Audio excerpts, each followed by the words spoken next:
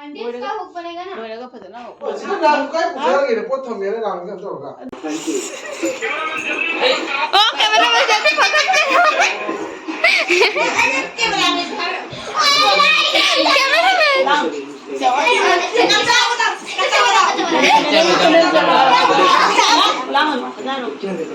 कच्चा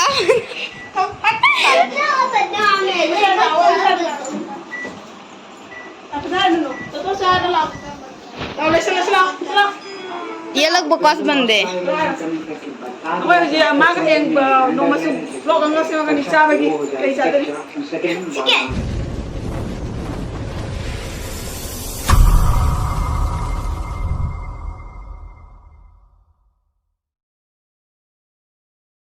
Hello मैं अपना बाबू मेरे इंटरेस्ट को चैनल में मैं मुतना मक्सरी रंगा से यामना हो रहा वीडियो से अगने आईडी फी सिंगरा कक्ति का मे को नुंदांग अदुदना तुरमद्रे ngasi lau thi haigibnebako hojik turaga lolaga sandada dum lau lau oina haidami ngamre yenge ada mem chak thongba yadabanina dum katang di komi subada to khoi munoi loina tummi koina magi machanum bisu laiba pa da moyani hot khira ai light se siwagadi I mission में पास के bulb खतंग चावस में था रे बदे फी तो बदे नुंगाय ना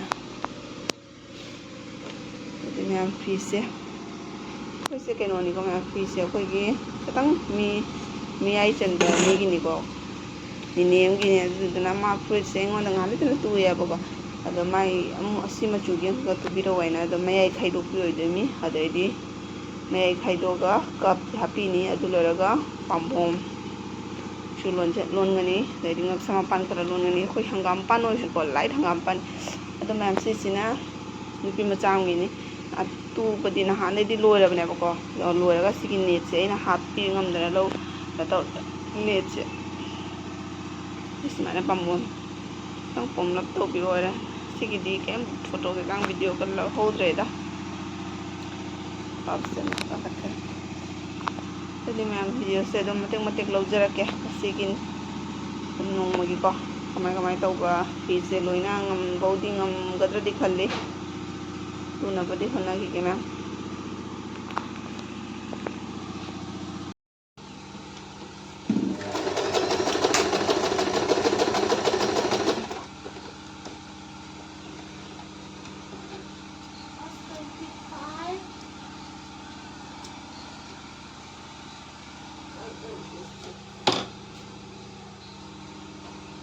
कहीं पे जाना है क्या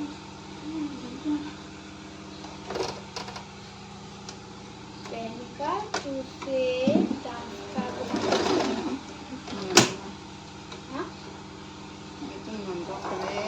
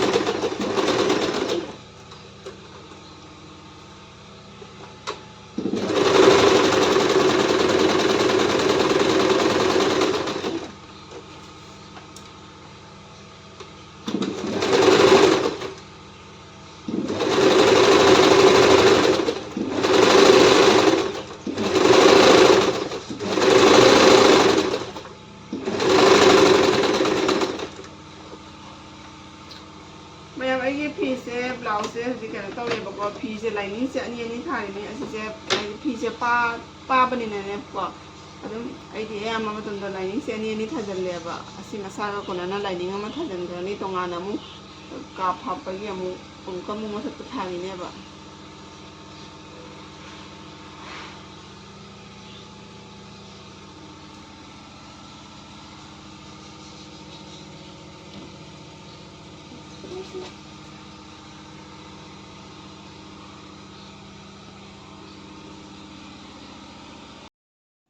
ꯑꯗꯨ ꯃꯌꯥꯝ ꯉꯁꯥꯏꯒꯤ ꯐꯨꯔꯤꯠꯇꯣ ꯍꯧꯖꯤꯛ ꯇꯨꯕ ꯂꯣꯏꯈꯠꯂꯦꯕꯀꯣ ꯑꯗꯨ ꯈꯣꯡꯖꯪ ꯂꯣꯏꯔꯦ ꯑꯗꯨ ꯁꯤꯒ ꯂꯩꯔꯦꯀꯣ ꯑꯁꯤꯁꯦ ꯃꯌꯥꯏ ꯈꯥꯏꯕꯤꯅꯤ ꯑꯗꯨꯗꯩꯗꯤ ꯃꯌꯥꯏ ꯈꯥꯏꯔꯒ ꯀꯞ ꯍꯥꯞꯄꯦꯀꯣ ꯁꯤ ꯀꯞ ꯍꯥꯞꯄꯦ ꯃꯃꯥꯡ ꯈꯥꯏꯕꯤꯅꯤ ꯑꯁꯤ ꯉꯁꯤꯒꯤ ꯅꯨꯃꯤꯠꯇ ꯄꯨꯔꯥ ꯂꯣꯏꯁꯤꯜꯂꯒ ꯂꯣꯟꯂ ꯈꯣꯠꯂꯒ ꯄꯤꯈꯤꯗꯣꯏꯅꯦꯕ ꯑꯗꯣ ꯁꯤꯁꯤꯅ ꯃꯅꯤꯡ ꯊꯪꯕ ꯁꯥꯏꯗꯤ ꯃꯅꯤꯡꯁꯨ ꯂꯣꯏꯅ ꯐꯣꯠꯄ ꯂꯣꯏꯔꯦ ꯑꯩꯁꯦ ꯑꯌꯥꯝꯕ ꯁꯣꯜ ꯀꯠ ꯇꯧꯋꯦꯕꯀꯣ ꯁꯨꯃꯥꯏꯅ ꯐꯣꯠ ꯂꯣꯏꯔꯒ ꯁꯤ ꯁꯝꯖꯤ ꯆꯞꯇꯤ ꯍꯟꯗꯣꯛꯀꯅꯦꯅ ꯁꯨꯃꯥꯏꯅ ꯈꯔ ꯆꯠꯊꯠꯄꯤꯔꯦ ꯑꯗꯩꯗꯤ ꯃꯊꯛꯇ ꯑꯩ ꯏꯁꯇ꯭ꯔꯤ ꯄ꯭ꯔꯦꯁ ꯇꯧꯔꯅꯤ ꯁꯤ ꯑꯣꯟꯊꯣꯛꯄꯤꯕ ꯂꯣꯏꯔꯒ ꯁꯤꯁꯦ ꯁꯨꯃꯥꯏꯅ ꯑꯣꯟꯊꯣꯛꯑꯒ प्रेस तौथोगा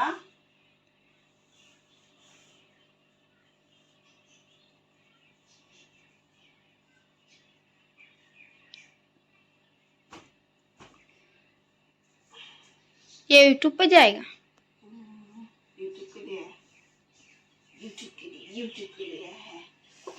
लेरे फ्रिज अनी ममांगे अनी सिगा लेरे सुमाइना लाक्तनीको जैसे ऐसे करो ऐसे पासा करो देखो गाइस सुमाइना लाकनी मैं मसी प्रेस चाद्री प्रेस चारबा मतुंगदा सुमाइना लाकनी अदुगी सिगी ngksam mamang si lolani pamom lon ba lore pamom si दिखाती हूं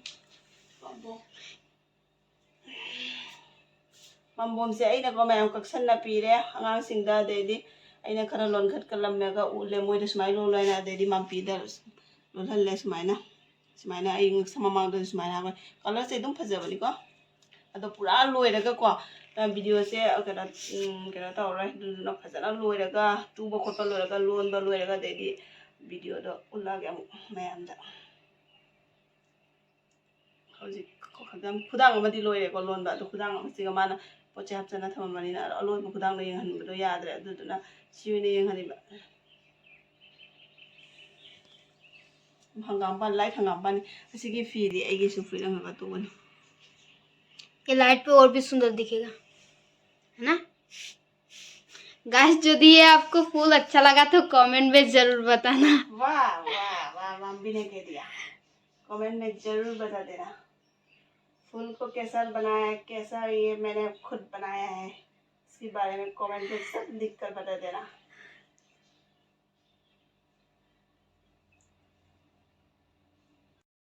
हेलो गाइस स्वागत है आपको मैसे एंजल मॉम का चैनल में तो आंटी ने ब्लाउज बनाया आप लोग तो देखा होगा तो यदि आप लोग को अच्छा लगा तो लाइक शेयर कमेंट जरूर कर देना मैं सुमाइना प्रेस आराबो मतुंगदा फिसे चिट नानगेबको अदुदुना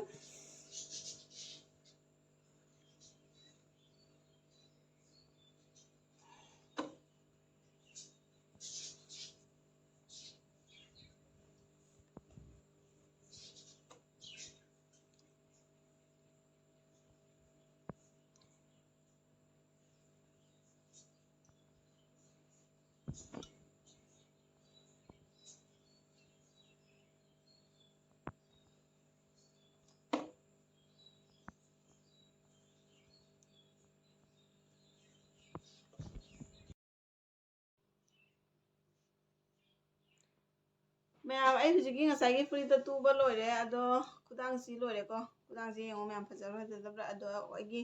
चुमकी से अखोगी अंगांबसु पुरा ओइदेबा को अदुम लाइट ओइबनी को अदुम फजगी डिजाइन सिदी यामना अखोगी लई सात अखोई मना गी गांग सातदा अदुदी ओइद्रे अदुम सुमाइना खरा चमतक दुम तौरे अदो हौजिक से ngak ni को हौजिक फोली से ngak सुमाइना ngak तसु सुमाइ लोंझन बिरनी अदो हौजिक ngasi से लोइबुदी लोइसलानी को अदो लौ लाउदी हाइगबनी संदागी मनुंगदा लादी फरे लाक्त्रगदि एंगोंदा मोइना चु कोमे लागदि अमु वादोइबा ngksam pura amadi pura londreba amakabti lonba hogale yamnabudi kuiroi dogasune lौबा लाक्त्रगदि गतंग एंगोंदा चु कनो ओइनेइदना को मतमदो सुमाइ ओइदबा मा सि पोचीसु पांद्री लई लोनबसु लोइद्री अदुना इना लौबा लाक्तदि फनेना हाइबा ꯁꯤꯃꯅ ꯁꯨꯃꯥꯏꯅ ꯑꯣꯏꯗꯣꯏꯅꯤꯀꯣ ꯃꯌꯥꯝ ꯑꯗꯣ ꯍꯧꯖꯤꯛ ꯂꯩꯁꯦ ꯂꯣꯟꯕ ꯍꯧꯒꯠꯂꯦ ꯂꯣꯟꯕ ꯂꯣꯏꯔꯒ ꯄꯨꯔꯥ ꯌꯦꯡꯍꯜꯂꯛꯑꯒꯦ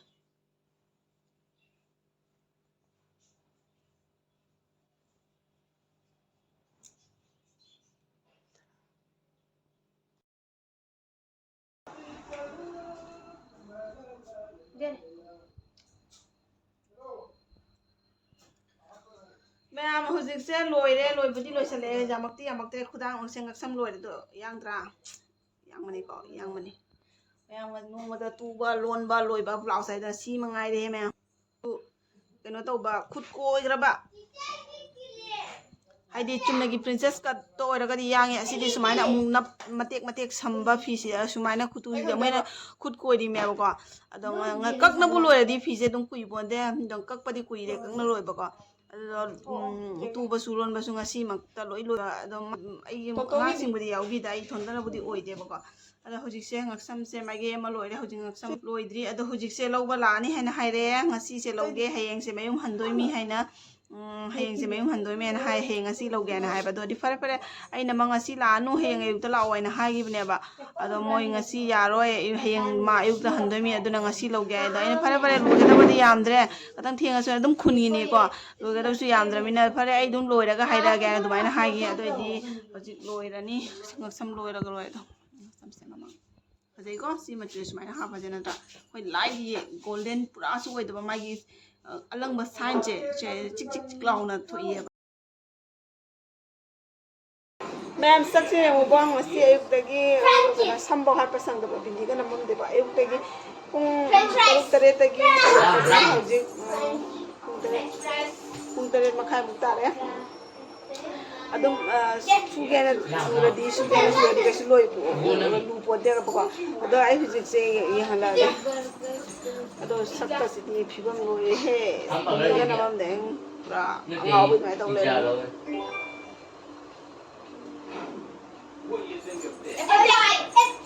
ꯌꯥꯝ ꯁꯤꯒ ꯂꯩꯔꯦ ꯑꯗꯣ ꯂꯥꯏꯠ ꯀꯦꯃꯦꯔꯥꯗꯗꯤ ꯃꯣꯕꯥꯏꯜ ꯂꯥꯏꯠꯀꯤ ꯃꯆꯨꯁꯤꯅꯀꯣ ꯑꯩꯈꯣꯏꯒꯤ ꯌꯦꯜꯂꯣꯁꯦ ꯗꯥꯔꯛ ꯑꯣꯏꯁꯜꯂꯦ ꯂꯥꯏꯠ ꯌꯦꯜꯂꯣꯅꯤꯀꯣ ꯃꯌꯥꯝ ꯂꯥꯏꯠ ꯌꯦꯜꯂꯣꯗ ꯑꯗꯨꯒ ꯁꯤꯒ ꯈꯤꯜꯂꯤꯁꯤꯁꯦ ꯑꯩꯈꯣꯏ ꯑꯉꯥꯡꯕꯁꯨ ꯅꯠꯇꯦꯕ ꯄꯨꯔꯥ ꯑꯉꯥꯡꯕꯁꯨ ꯑꯣꯏꯗꯦ ꯑꯩꯈꯣꯏꯒꯤ ꯆꯤꯛ ꯂꯥꯎꯕ ꯑꯃꯈꯛ ꯀꯥꯞꯄꯦꯕꯀꯣ ꯁꯥꯏꯗꯇꯒꯤ ꯑꯗꯨꯝ ꯐꯖꯩ ꯃꯥꯒꯤꯅ ꯆꯝꯅꯗꯤ ꯂꯣꯜꯂꯤꯃꯤꯀꯣ ꯆꯝꯅ ꯂꯣꯜꯂꯒꯁꯨꯀꯣ ꯑꯁꯤꯒꯤ ꯈꯨꯂꯣꯟꯁꯤꯅ ꯑꯃꯨꯛ ꯈꯨꯠ ꯀꯣꯏꯕ ꯍꯦꯜꯂꯤꯀꯣ ꯂꯩ ꯁꯥꯔꯒ ꯃꯅꯥ ꯇꯧꯔ ꯍꯥꯞꯄꯗꯣ ꯑꯗꯨꯗꯨꯅ ꯍꯦꯟꯅ ꯈꯨꯠ ꯖꯥꯡꯉꯤ ꯑꯁꯤꯁꯤꯗꯤꯀꯣ ꯆꯝꯕꯗꯤ ꯍꯥꯏꯕ ꯆꯝꯅꯗꯤ ꯂꯣꯟꯕꯅꯤ ꯍꯥꯏꯕ ꯑꯗꯨ ꯑꯣꯏꯔꯒꯁꯨ ꯁꯤꯅ ꯑꯃꯨꯛ ꯍꯦꯟꯅ ꯈꯨꯠ ꯀꯣꯏꯈꯔꯦ ꯍꯥꯏꯗꯤ ꯑꯗꯩ ꯀꯨꯞꯅ ꯑꯃꯃꯝꯇ ꯇꯧꯔꯛꯄꯅꯤꯅ ꯁꯤꯅ ꯍꯦꯟꯅ ꯆꯪꯁꯤꯟꯕ ꯉꯝꯗꯦꯕ ꯑꯩꯈꯣই ꯂꯩ ꯁꯥꯔꯒ ꯃꯅꯥ ꯑꯅꯤꯃꯨꯛ ꯇꯧꯔ ꯍꯥꯞꯄꯗꯣ ꯑꯗꯨꯅ ꯈꯨꯠꯁꯦ ꯌꯥꯡꯕ ꯍꯦꯜꯂꯦꯕ ꯇꯧꯗꯅ ꯑꯗꯨꯝ ꯐꯖꯩ ꯑꯗꯨꯝ ꯁꯤ ꯗꯤꯖꯥꯏꯟꯁꯦ ꯑꯩꯅ ꯑꯗꯨꯝ ꯀꯩꯅꯣꯗꯒꯤ ꯂꯧꯊꯣꯛꯑꯒ ꯍꯥꯏꯐꯦꯠ ꯀꯔꯤꯗꯅꯣ ꯗꯤꯖꯥꯏꯟ ꯑꯃ ꯇꯧꯒꯦ ꯑꯗꯨꯒꯗꯤ ꯑꯩꯅ ꯑꯗꯨꯝ ꯋꯥꯈꯜꯗ ꯁꯤ ꯑꯗꯨꯃꯥꯏꯅ ꯇꯧꯔꯒ ꯑꯗꯨꯝ ꯐꯖꯅꯦꯅ ꯑꯗꯨꯗꯤ ꯁꯤ ꯑꯗꯨꯝ ꯇꯧꯁꯜꯂꯕ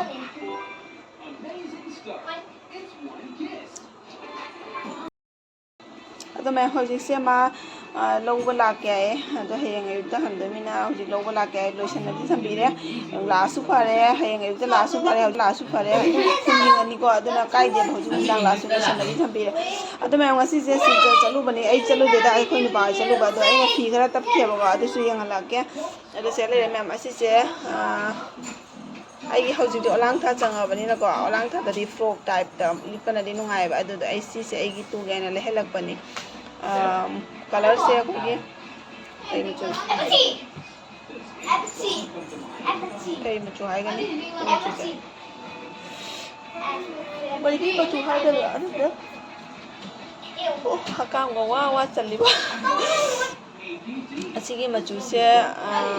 ꯐ꯭ꯔꯣꯛ ꯑꯣꯏꯅ ꯇꯨꯒꯦ ꯑꯗꯩꯗꯤ ꯑꯁꯤꯁꯤꯅ ꯍꯧꯖꯤꯛ ꯑꯣꯂꯥꯡꯊꯥꯒꯤ ꯂꯪꯖꯝ ꯐꯨꯏꯅꯤꯀꯣ ꯑꯣꯂꯥꯡꯊꯥꯒꯤ ꯐꯨꯔꯤꯠ ꯇꯨꯕꯩꯅꯤ ꯑꯗꯩ ꯁꯤꯁꯤꯅ ꯄꯔꯄꯜ ꯀꯂꯔꯅꯤꯗꯣ ꯀꯦꯃꯦꯔꯥꯗꯩ ꯄꯨꯔꯥ ꯂꯣꯟꯈꯔꯦ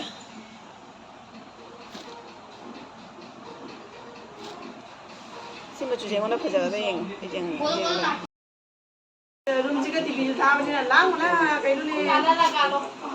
ꯁꯨꯃꯥꯏꯅ ꯑꯣꯏꯗꯣꯏꯅꯤ ꯁꯤꯒꯤ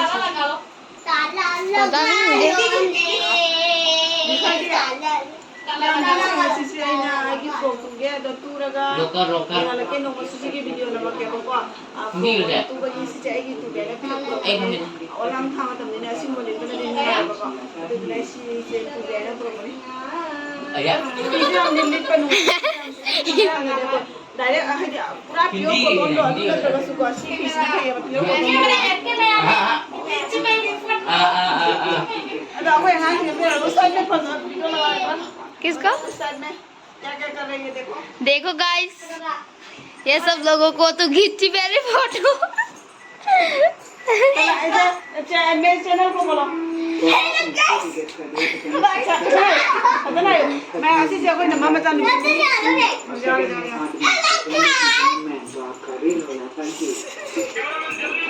ओ कैमरा में जल्दी पकड़ के कैमरा में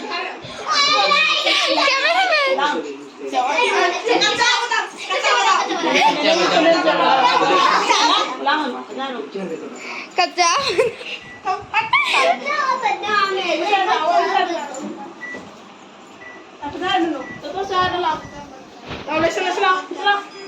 ये लोग बकवास बंदे कोई जे मां का एक नो मसु लोग अंग से मगर निचा बगी कई सादरी चिकन तंदूरी अच्छा है रो hi guys hi video sound off कर दे अपन ने हाय अच्छा है रो Patali ko Maria बोले हाय हाय हाय Patali ko Maria ko aku ni channel se aku ni channel se like subscribe share to view comment to view jadi अरे मैम वीडियो से आयुक्त की खबर रंग ढंग हो ये वीडियो से मोहन दबलो हाय हाय ये वीडियो से मैम आयुक्त ना पूरा नुंधांग ओइले फीस से पूरा कंप्लीट टूबल ओइले को मैम मसी आई दिन नो मा मते मते तोरो का को मसी अमो ओइले पूरा होबद की लोइबो मसी आयुक्त की होबद नुंधांग को नि को मसी की फीस दी लोसल लबनी को आयुक्त की होबद मैम अदुदा वीडियो तबु तो मते मते लोजे बय वाली ने बको आयुक्त की नुआल को टूबनी ना नुंधांग जो बद तुम पुंगोय लोरे टूबग लोन लगाय बद पुंगोय रे मसी की अदो मैम आई वीडियो से नुंधांग सोना लसंजगे मतंग सिदा अदो मैम आई से नौना थेंना बिबा तारगदी हाना सब्सक्राइब तो संबे येंग तब येंग बिरग को मैम सब्सक्राइब तो वीडियो को अदुना सब्सक्राइब हान तो संबे अदुगा लाइक कमेंट तो बिरमो कमेंट दसु तुम हाय बिरमो के इकम वीडियो साबिरो सेंबिरो हायबदो अदो मैम को लाई को आई के तुबा की मतंग दा ब्लाउज तुबा की मतंग हदना को को मतंग बिरो उतो ngam de मारो बजांदे नौमा सोना उलकनी हदा से खोल चिन मना तो मे बगा अदो मैम मतंग से लिसन दे ngasi ne bye bye guys